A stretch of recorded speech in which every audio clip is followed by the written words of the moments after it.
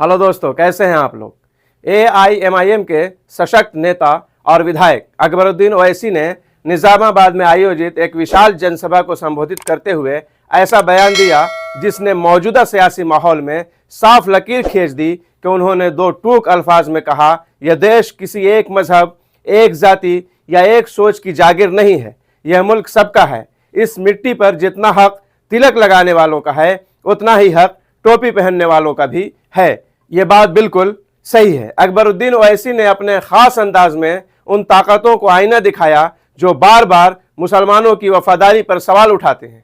उन्होंने कहा कि मुल्क में रहने वाले मुसलमानों को बार बार ये साबित करने की जरूरत क्यों पड़ती है कि वो इस देश के अपने ही नागरिक हैं। उन्होंने पुरजोर लहजे में कहा, ना हम कुरान छोड़ेंगे और ना हम हिंदुस्तान छोड़ेंगे। कुरान हमारा ईमान है और हिंदुस्तान हमारी पहचान। उनका यह बयान सिर्फ एक नारा नहीं बल्कि उन करोड़ों भारतीय मुसलमानों की आवाज है जो एक तरफ अपने दीन से जुड़े रहना चाहते हैं और दूसरी तरफ इस मुल्क की तरक्की, अमन और एकता में बराबरी का हिस्सा भी निभा रहे हैं। अकबरुद्दीन ओवैसी ने आगे कहा कि भारत की बुनियाद संविधान, बराबरी और इंसाफ पर रखी गई है, न कि किसी एक मजहबी वर्चस्व पर। उन्होंने याद दिलाया कि मुसलमानों ने इस देश के लिए कुर्बानियां दी हैं, आज़ादी की लड़ाई से लेकर आज तक हर मोर्चे पर।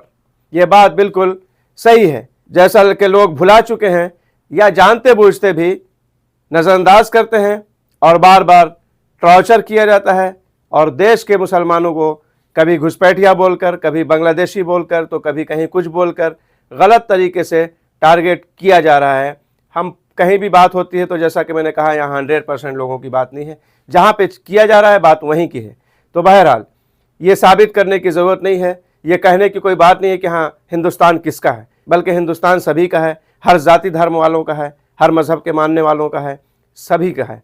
ना ये किसी एक मज़हब की जागीर है, ना किसी एक जाति की। तो बहरहाल ये बात बहुत ही दो टूक कहा है अकबरुद्दीन ओवैसी साहब ने और ये बात बिल्कुल सही भी है। बहरहाल आप लोगों को इनका ये बयान कैसा लगा कमेंट करके ज़रूर बताएं। चलते हैं, मिलेंगे नेक्स्ट वीडियो में। अपना ख्याल रखें। अल्लाह हाफिज़, बाय।